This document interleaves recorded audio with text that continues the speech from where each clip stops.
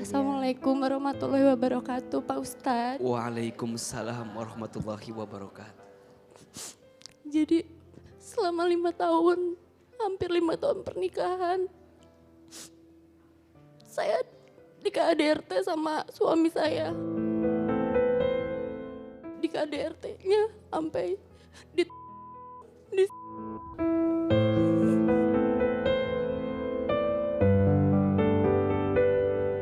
bahkan itu dilakukan di depan anak saya yang masih kecil.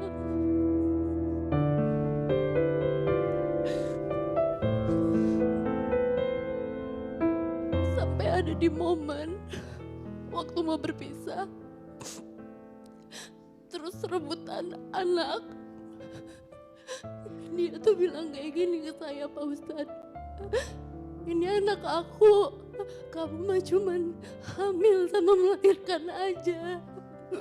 Yang bayar rumah sakit aku.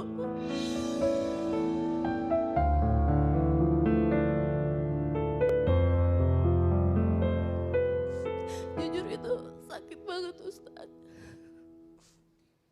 Terus saya berat banget.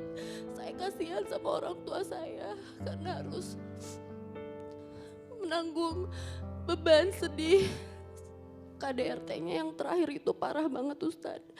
Saya di sini dari jam 5 sore sampai jam 9 malam. Saya baru bisa kabur.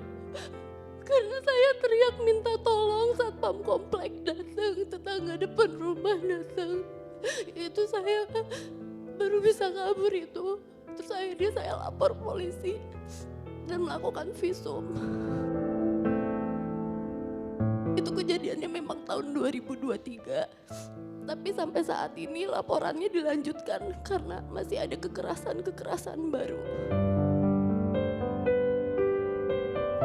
Ya, saya tuh udah ngerasa lelah banget.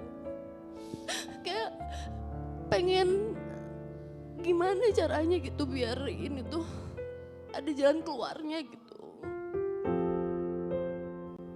Perempuan itu diciptakan dari tulang rusuk sebelah kiri dekat ke jantung hati. Kenapa perempuan tidak diciptakan dari tulang kepala dan kenapa perempuan tidak diciptakan dari tulang kaki?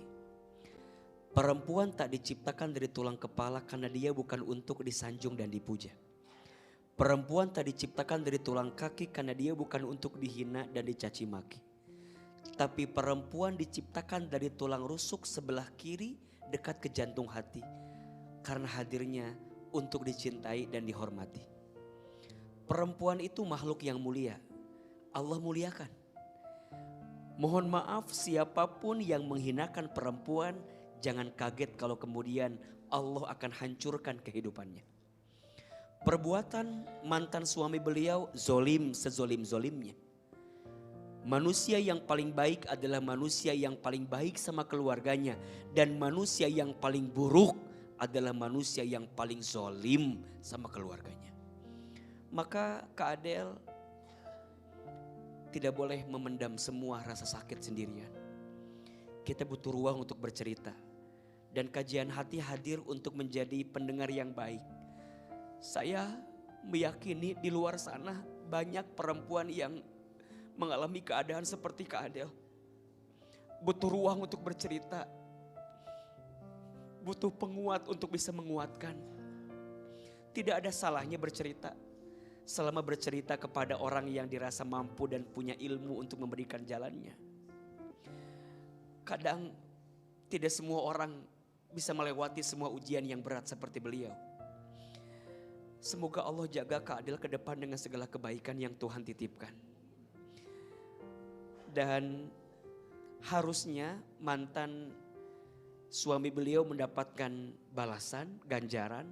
Izin mohon maaf, diproses secara hukum atau tidak kalau boleh tahu? Iya diproses secara hukum sekarang. Sudah selesai? Belum masih. Mohon doanya makanya. Ya. Karena korbannya bukan cuma saya Pak Ustadz. Maksudnya?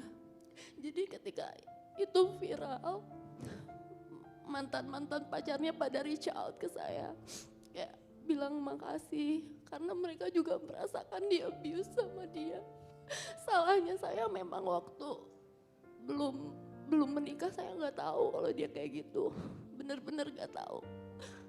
Oke, ini juga pelajaran untuk kita semua. Hati-hati memilih seseorang. Harus tahu track recordnya, harus tahu seperti apa portofolio dalam hidupnya.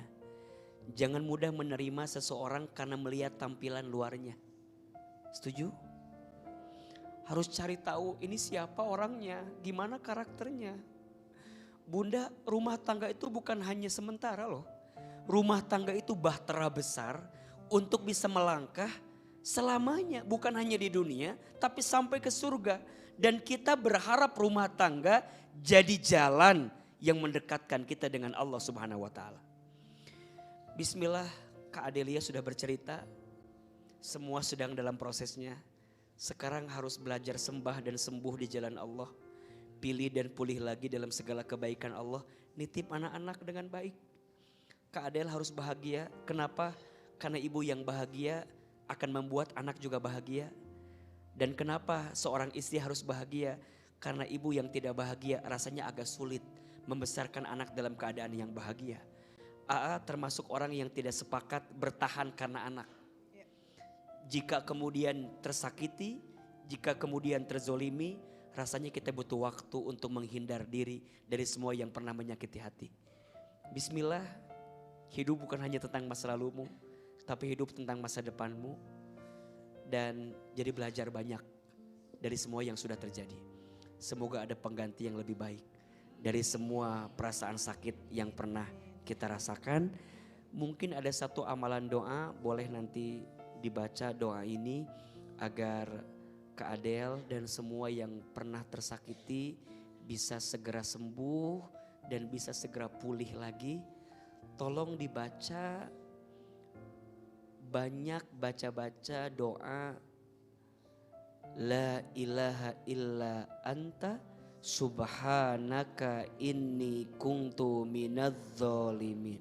Ini doanya Nabi Yunus alaihi salam ketika beliau terperangkap dalam perutnya ikan paus. Bisa kita analogikan untuk semua yang sedang terperangkap dalam keadaan yang sulit, yang rumit, dan agar kita bisa lepas dari semua yang menyakiti. Semoga doa ini jadi amalan yang menguatkan kita. La ilaha illa anta subhanaka inni kuntu minadz-dzalimin. Amin ya rabbal alamin. Terima kasih Ustadz. Adel semangat, insya Allah Allah sembuhkan dan Allah mudahkan jalannya ya.